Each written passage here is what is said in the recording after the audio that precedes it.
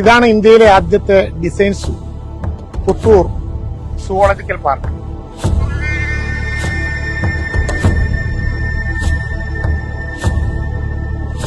Australian സൂ ഡിസൈനറായിട്ടുള്ള John കോ തയ്യാറാക്കി കേരളത്തിന് ദീർഘകാലമായി ഒരു സ്വപ്നം ഈ ഗവൺമെന്റിന്റെ കാലത്ത് പൂർത്തീകരിക്കുകയാണ്.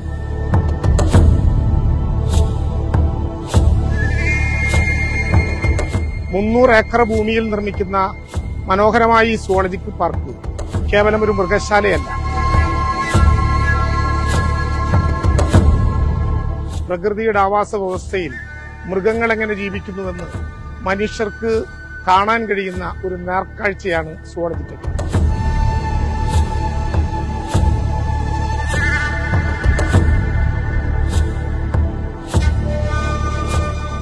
ഇവിടെ കൂടെന്ന് പറയുന്നതിന് പകരം ആവാസ ഇടങ്ങൾ എന്നാണ് വിളിക്കുക. 23 ആവാസ ഇടങ്ങളാണ് മൃഗങ്ങൾക്കും പക്ഷികൾക്കും ഉരകവർഗ്ഗങ്ങൾക്കും വേണ്ടി ഒരുക്കിയിട്ടുള്ളത്. ആ 23 ആവാസ ഇടങ്ങൾ സ്ഥിതി ചെയ്യുന്നത് 9 ആവാസ വ്യവസ്ഥകളിലാണ്. സൈലന്റ് വാലി ഇവിടെ രൂപാന്തരപ്പെടും, ഇരവിപുരത്തെ ഷോല സോൺ ഇവിടെ രൂപാന്തരപ്പെടും, കൻഹ സോൺ ഇവിടെ രൂപാന്തരപ്പെടും, ആഫ്രിക്കയിലെ സുളു ലാൻഡ് ഇവിടെ രൂപാന്തരപ്പെടും.